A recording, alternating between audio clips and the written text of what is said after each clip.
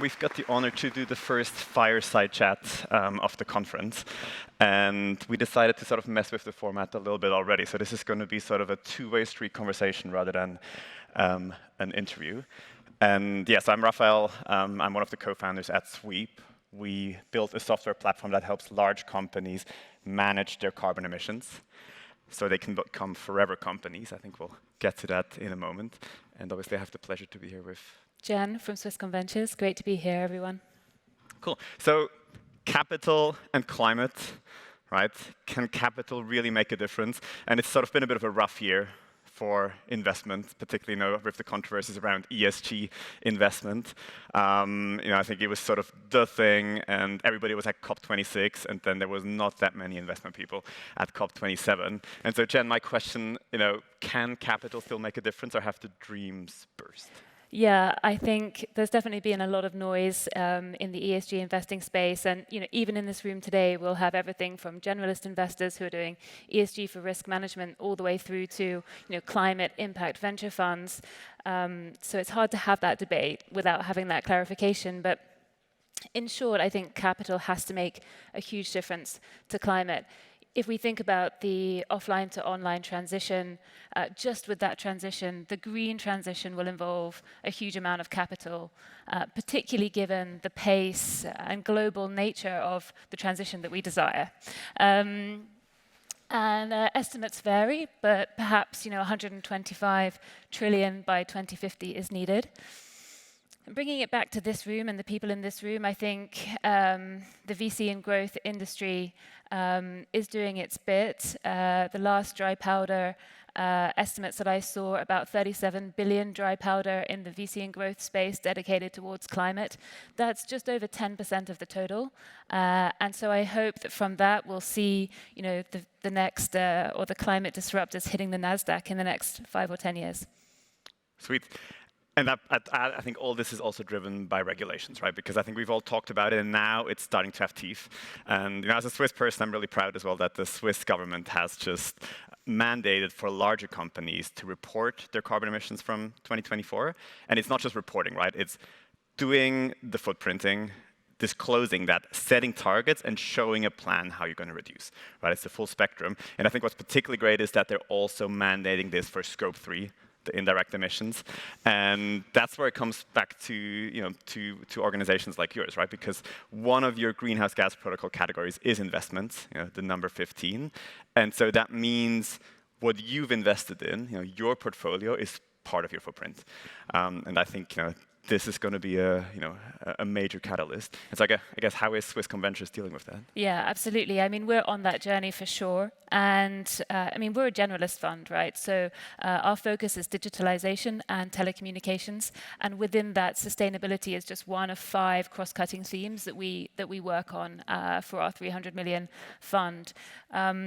We've backed a few companies that are climate orientated. For example, we have Eco Robotics, which is reducing pesticide deployment, but also X-Farm, which is working on a farm management operating system and working with emissions as well.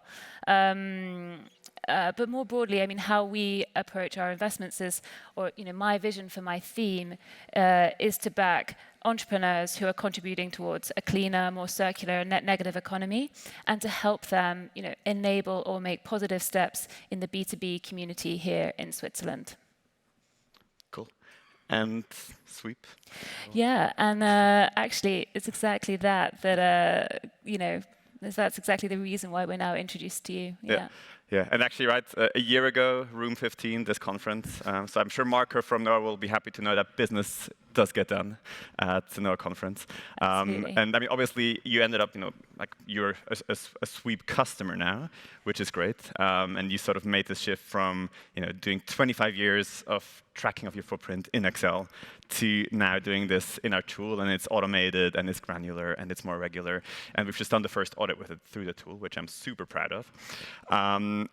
But then it goes beyond that, right? So we signed a partnership where you're one of our resellers now. So you decided to sell Sweep to your corporate customers, and that actually goes beyond Scope 3, right? That's sort of even further than your value chain. So how come?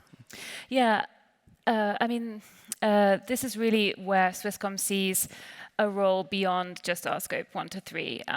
So we're already committed to reducing our emissions across not just our own operations, but our supply chain. We've reduced our emissions from 1990 levels by 80% already, and we're targeting 90% by 2025. So we're already committed to that. What we want to do as well is, work with our customers. I mean, given our customer base, we work with about 80% of Swiss businesses in some way. We just see more potential to do our piece by helping our customers reduce emissions. So that's why. Yeah, I love that. And I think that's what brings it back to a point the previous speaker just made about collaboration. There's no way we're going to figure this out alone. And I think that's very much at the heart of what we do at Sweep, right? Because we think carbon is a data and a network problem, right? It's a really tricky data piece, massive amounts of data at scale, and you need to do this across your networks and with your networks. And so, Sweep for Finance, one of the modules we recently launched, helps you do that for your investments, right? And it's moving from modeled data to measured data, where it matters, where it's material to you, and then actually starting this discourse with your partners and see how you can reduce together.